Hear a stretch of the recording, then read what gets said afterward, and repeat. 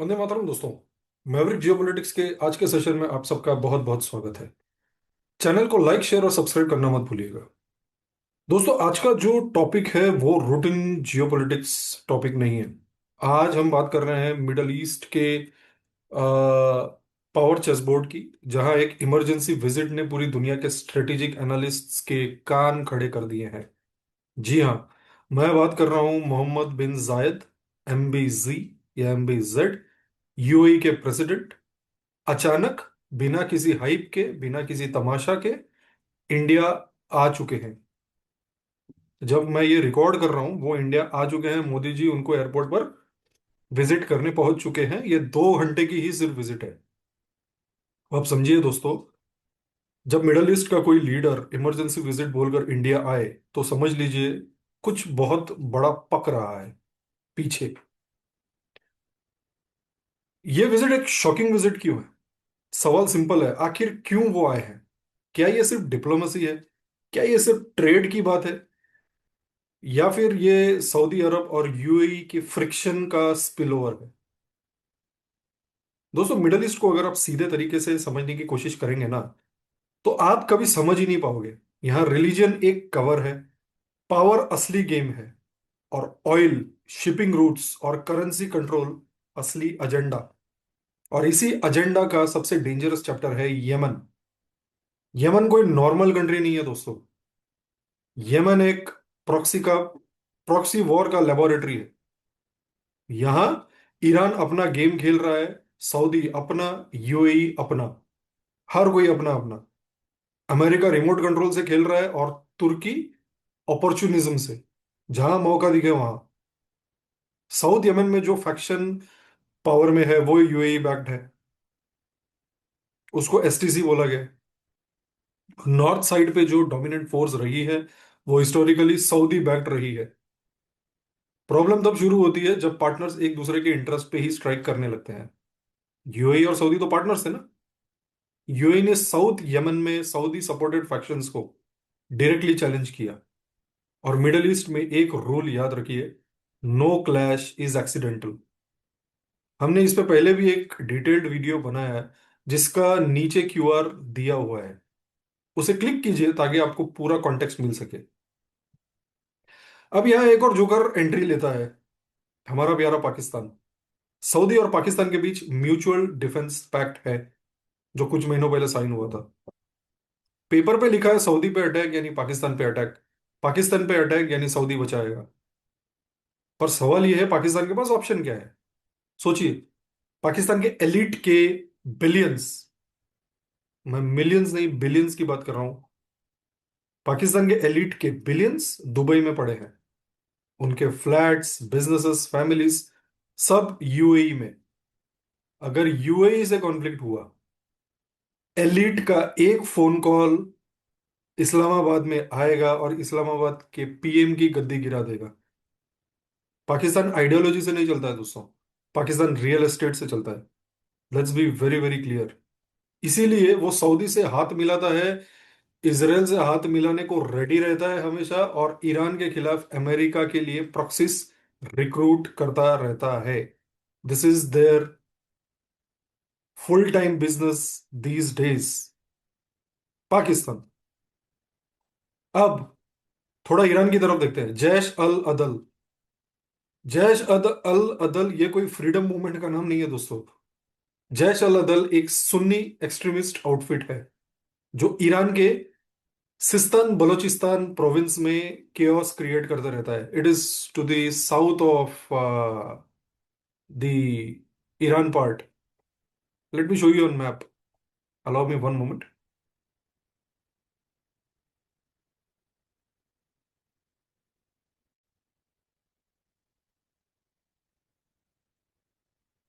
Just stay with me.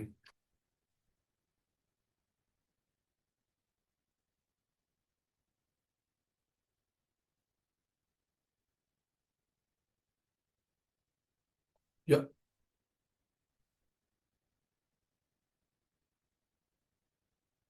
Here you go. ये part देखिए दोस्तों, let me show you again.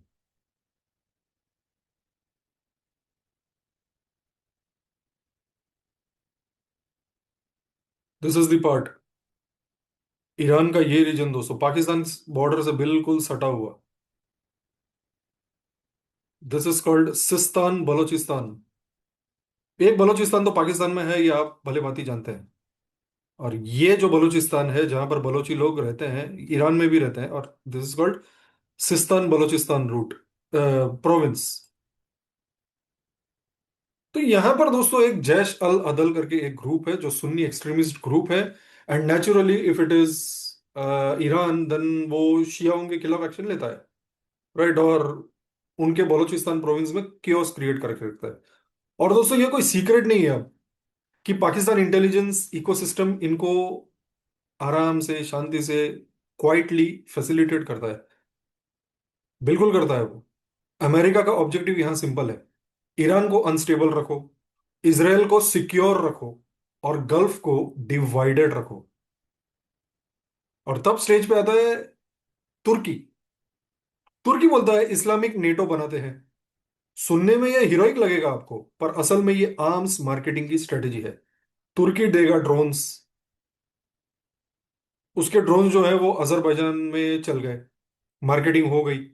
पर दोस्तों इंडिया ने तुर्की को क्वाइटली कॉर्नर कर दिया है, ग्रीस के साथ नेवल एक्सरसाइजेस करके, सिप्रस के साथ स्ट्रेटेजिक अलाइनमेंट करके, और आर्मीनिया के साथ डिफेंस कोऑपरेशन करके। मेडिटेरेनियन में तुर्की का ओवर ओवर कॉन्फिडेंस क्रैश हो चुका है। अब सवाल उठता है अमेरिका कहाँ है इन सब में। सिंपल जवाब है हर जगह, पर सामने नहीं। सऊदी जब डॉलर ऑयल डोमिनेंस पे सवाल उठाता है, ईरान के खिलाफ डायरेक्ट सपोर्ट देने से डिनाय करता है, एब्राहम अकॉर्ड्स को डिले करता है, तो अमेरिका के पास एक ही फॉर्मूला होता है, प्रेशर क्रिएट करो। यमन क्लैश का ट्रिगर भी इसी प्रेशर पॉलिटिक्स का हिस्सा माना जाता है। अब आप बोलोगे कि ये तो सऊदी और यूएई के बीच में था। जी हाँ, बिल्कुल था। पर सऊदी और यूएई के बीच में फाइट बनी रहे, लगी रहे, ये चाहेगा कौन? Of course Sam Bahadur, uncle Sam, America Bahadur, not Sam Bahadur, sorry. It's a demeaning word too, और rather a demeaning context to Sam Manekshaw, sorry, uncle Sam. सारे चीजों में जो मैंने आपको बताया, अब इसमें भारत कैसे मैटर करता है।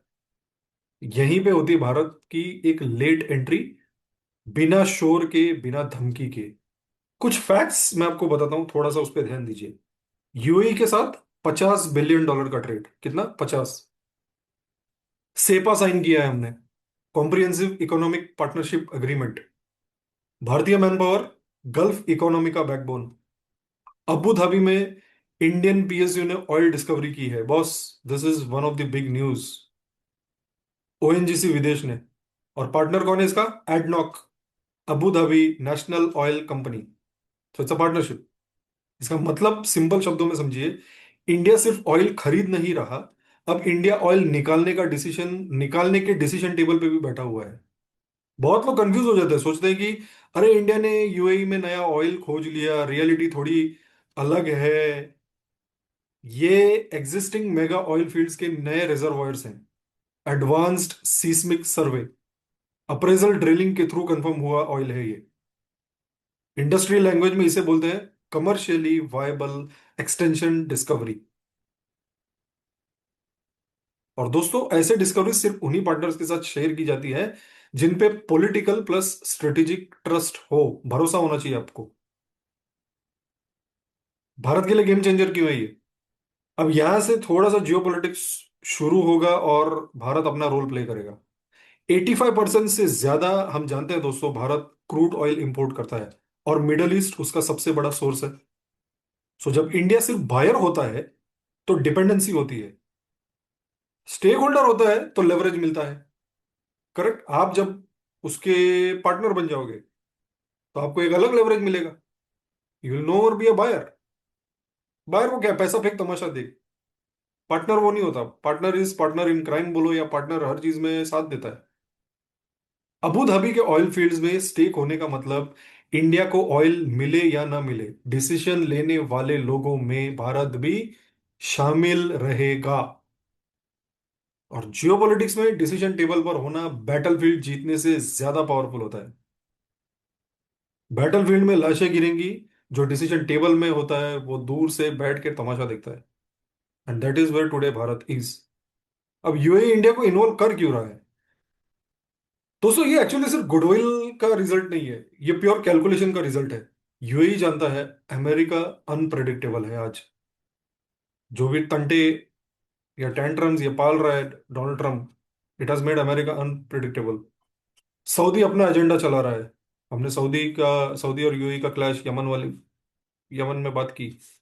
ईरान एक परमानेंट वेरिएबल है। Iran is a Shia Muslim country, so UAE being a Sunni Muslim country, they don't trust Iran. China सिर्फ प्रॉफिट देखता है हर जगह। चाइना आरओआई देखेगा, अपना रिटर्न ऑन इन्वेस्टमेंट। लेकिन भारत, भारत क्या देता है दुनिया को? भारत देता है political stability. Non interference policy follow करता है भारत। मैं मुझे कोई मतलब नहीं है एज अ भारत, मुझे कोई मतलब नहीं तेरे इंटरनल पॉलिटिक्स क्या चल रही तेरे देश में। मैं मेरा रिलीजन तुझे एक्सपोर्ट नहीं करूंगा। मैं ये नहीं बोलूंगा हिंदुत्व का झंडा ऊपर करो। मैं तेरे देश में वो नहीं करता। मैं रिजिम चेंज नहीं चाहता। तुमको जिसकी रिजिम चलानी है चलाओ। इसीलिए यूएई के लिए इंडिया एक सेफ और स्ट्रेटेजिक बेट है। अब ये सऊदी यूएई के फ्रिक्शन में भारत का क्या रोल है? थोड़ा सा मैं आपको लार्जर पिक्चर दिखाता हूँ।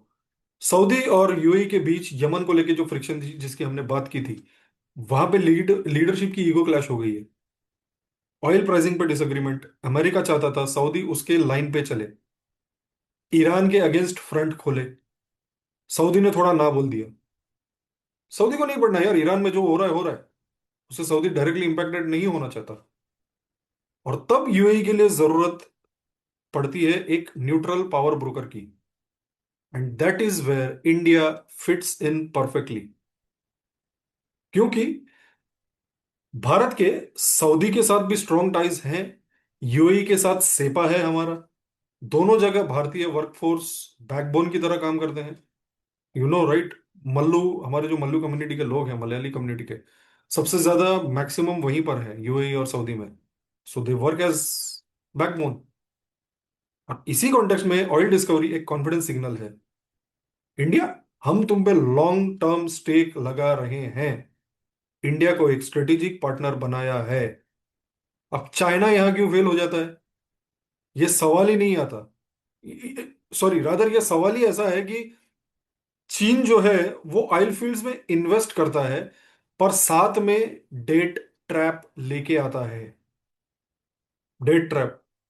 Remember what has happened to Sri Lanka, remember what has happened to Maldives. Sir debt trap. Africa के कई कंट्रीज को उसने डेट ट्रैप में डाल दिया। We have discuss that umpteen number of times. Political influence भी डिमांड करता है चीन। यूएई को चाइना का पैसा चाहिए पर कंट्रोल नहीं चाहिए। यूएई अपना कंट्रोल नहीं देना चाहता। इंडिया पैसा कम लाता है पर ट्रस्ट ज्यादा लाता है। और दोस्तों हमेशा याद रखिए, जियोपॉलिटिक्स में ट्रस्ट का इंटरेस्ट रेट सबसे महंगा होता है, सबसे महंगा। अब एक बात जो न्यूज चैनल में नहीं बोली जाएगी, कि जब इंडिया मिडिल ईस्ट के ऑयल फील्ड्स में स्टेक होल्डर होता है तो उसके शिपिंग रूट्स सिक्योर करता है, एनर्जी फ्लो प्रेडिक्टेबल हो जाता है। तो इसका डायरेक्ट इंपैक्ट होता है Indian navy planning, maritime domain awareness, and Indo Pacific strategy. Now connect the dots.